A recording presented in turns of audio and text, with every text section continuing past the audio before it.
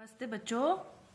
कक्षा 9 विषय गणित और प्रश्नावली अपनी शुरू कर रखी है। नौवीं चतुर्भुजों और समांतर चतुर्भुजों और त्रिभुजों के क्षेत्रफल के बारे में जो प्रश्नावली है वो अपनी शुरू कर रखी है। 9.1 व 2 के क्वेश्चन अपने हल कर चुके हैं। 9.3 के क्वेश्चन हल करने हैं। क्या दे रखा है? पहला क्वेश्चन कि आकृति में त्रिभुज एबीसी की एक माध्यिका एडी पर कोई बिंदु स्थित है इस प्रकार कि आपको दर्शाना है कि जो ए बी ई कि ये भी ए है और ये भी ए है। बी लिख दिया, किसी एक को आप ए लिख सकते हो, किसी को भी लिख लो। जैसे ये लिख लिया तो ए बी ई इसका जो क्षेत्रफल है वो किसके बराबर है? ए सी ई इस क्षेत्रफल के एरिया के बराबर है। ये अपने को सिद्ध करना है। तो देखो, त्रिभुज एबीसी में माध्यिका एडी माध्यिका है तो इसको दो समान भागों में विभाजित करती है माध्यिका। तो ये इन दोनों का क्षेत्रफल तो क्या होगा? बराबर होगा। तो अपने को पता है कि त्रिभुज एबीसी में क्या है? एडी क्या है? एडी एक क्या है? माध्यिका है। एडी एक माध्यिका है। अपने को ये पता है, दिया है, यहाँ पे लिख दोगे दिया है। ठीक है, तो फिर क्या होगा? जो एरिया होगा किसका? इस पूरे त्रिभुज एबीडी का वो बराबर होगा एरिया एसीडी के। ये अपने पास समीकरण नंबर 1 आ गई, क्योंकि यहाँ पे लाइन लिख दोगे आप। जो त्रिभुज की माध्यिका है, त्रिभुज की माध्यिका उसे दो बराबर क्षेत्रफल वाले भागों में विभाजित करती है। यहाँ पे क्या लाइन लिखोगे? त्रिभुज की माध्यिका उसे दो बराबर क्षेत्रफल वाले त्रिभुजों में विभाजित करती है।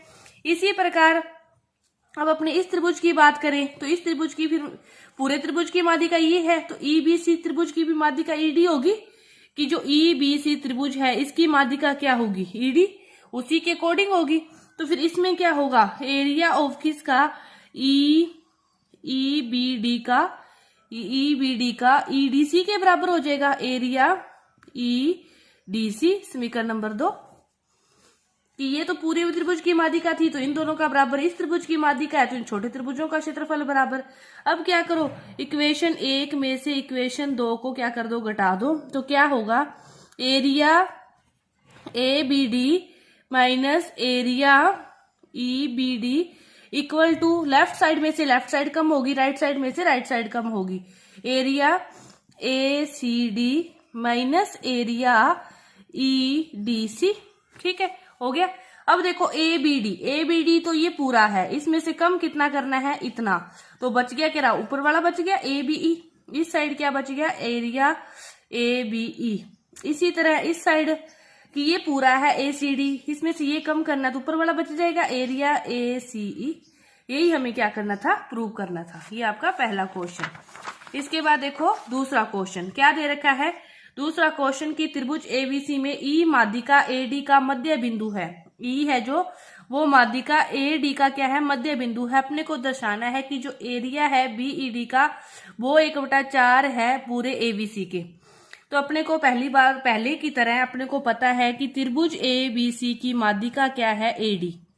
अपने को ये दे रखा है, पूरी लाइन लिखोगे आप। मैं शॉर्टकट लिख रही हूँ कि त्रिभुज एबीसी की माध्यिका है एडी, तो फिर वही होगा कि एबीडी का क्षेत्रफल एसीडी के बराबर होगा। कि एरिया ऑफ एबीडी क्या होगा? बराबर होगा एरिया ऑफ एसीडी समीकरण नंबर 1। ठीक है, और एसीडी दोनों देखो ध्यान से समझो, दोनों का बराबर है एरिया। तो अपने किसी का भी लिख सकते हैं। देख कैसे लिख सकते हैं कि एरिया है एबीडी वो किसके बराबर हो गया? 1/2 एरिया एबीसी समीकरण नंबर 2। बात में समझ में आ गई होगी कि दोनों ही बराबर है।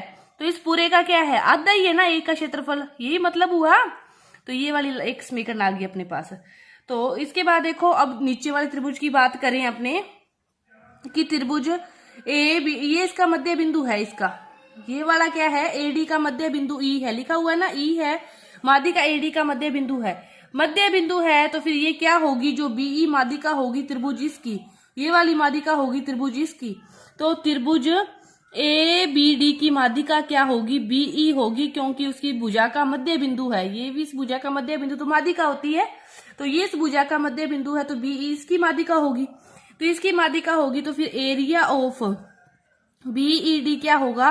बराबर होगा एरिया ऑफ एबीई और इसको लिख सकते हैं उसी की तरह 1/2 एरिया किसके, एबीडी के, कि इस पूरे त्रिभुज का क्या है, ये आधा है। ये अपने इसको भी लिख सकते हैं कि एबीडी का ये क्या है, आधा है। ठीक है, अब देखो एरिया अपने को किसका निकालना है, बीईडी का, तो वो तो लिख लिया यहाँ पे बीईडी। अब इसकी बात करें अपने 1/2 तो पड़ा है, एरिया एबीडी, एबीडी का एरिया क्या है 1/2 एबीसी। एरिया एबीडी की जगह लिखना है ये 1/2 तो इसका है, पढ़ाई है, इसका एबीडी का लिखेंगे तो क्या लिखेंगे 1/2 एरिया एबीसी, यहाँ पे लिख दोगे इक्वेशन 2 से। ठीक है, 1/2 1/2 1/4 एरिया एबीसी किसके बराबर है, एरिया बीईडी के। यही अपने को प्रूव करना था।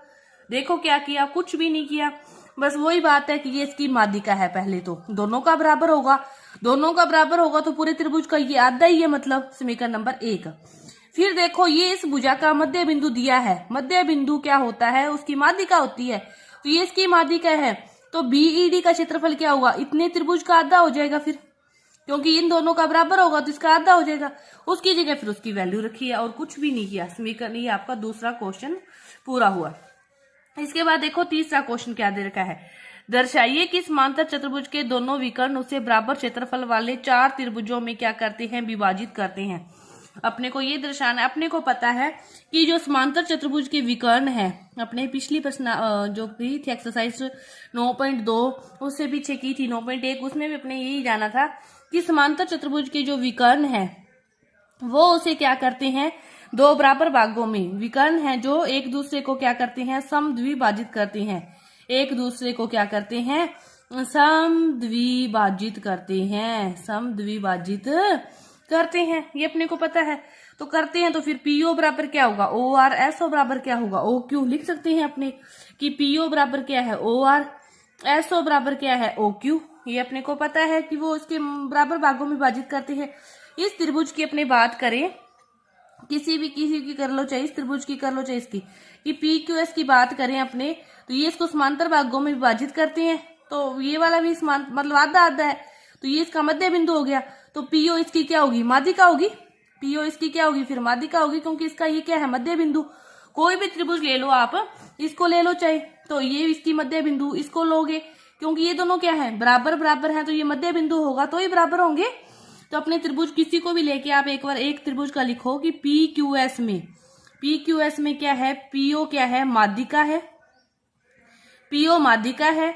तो माध्यिका त्रिभुज को क्या करती है, 2 बराबर त्रिभुजों वाले क्षेत्रफलों में विभाजित करती है। माध्यिका बड़े त्रिभुज को 2 बराबर क्षेत्रफल वाले छोटे त्रिभुजों में विभाजित करती है। इसका क्षेत्रफल और इसका क्षेत्रफल क्या होगा, बराबर होगा, एरिया ऑफ पीओएस क्या होगा, बराबर होगा एरिया ऑफ पीओक्यू। समीकरण नंबर 1, समीकरण नंबर 1। इसी तरह किसी और की बात कर लो, इसकी बात कर लो, नीचे वाले त्रिभुज की, त्रिभुज क्यू आर एस की करे तो इसमें माध्यिका क्या है, आर ओ, आर ओ क्या है, इसकी माध्यिका है, तो area of S O R क्या होगा, बराबर होगा area of R O Q के, आर ओ क्यू के।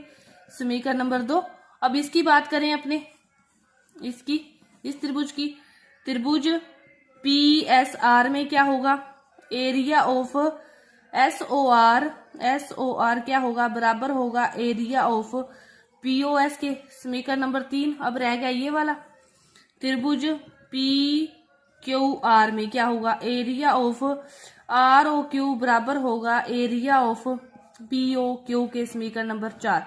अब चारों समीकरणों को ध्यान से लिखो, यहाँ पे लिख देना equation first, second, third, fourth से। पहली समीकरण लिख लो पहले, एरिया ऑफ पीओएस बराबर है एरिया ऑफ पीओ क्यू।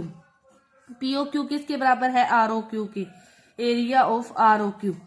ठीक है, अब आर ओ क्यू किसके बराबर है, एस ओ आर के, area of S O R. S O R किसके बराबर है, पीओएस के, पीओएस पहले ही है। तो ये चारों त्रिभुज बने, चारों के आगे बराबर आगे। अपने को क्या प्रूव करना था, यही करना था कि दोनों विकर्ण उसे बराबर क्षेत्रफल वाले चारों त्रिभुजों में बांटते हैं। बस एक आपको माध्यिका मध्य बिंदु वाली ये चीज याद होगी ना कि समांतर चतुर्भुज के विकर्ण उसे क्या करते हैं, समद्विभाजित करते हैं, तो आपका क्वेश्चन हल। अब यही चीज याद नहीं होगी तो आपका क्वेश्चन हल कैसे होगा। फिर ये चीज आते ही, ये माध्यिका है तो उसको 2 बराबर क्षेत्रफल वाले भागों में विभाजित करेगी और वही प्रॉपर्टी लगा के आपके सारे क्वेश्चन क्या हो जाएंगे, हल हो जाएंगे। तो ये था आपका तीसरा क्वेश्चन। तो इसका जो एक भाग है वो पूरा हुआ। आगे के जो क्वेश्चन है वो अपने अगली वीडियो में करेंगे। धन्यवाद।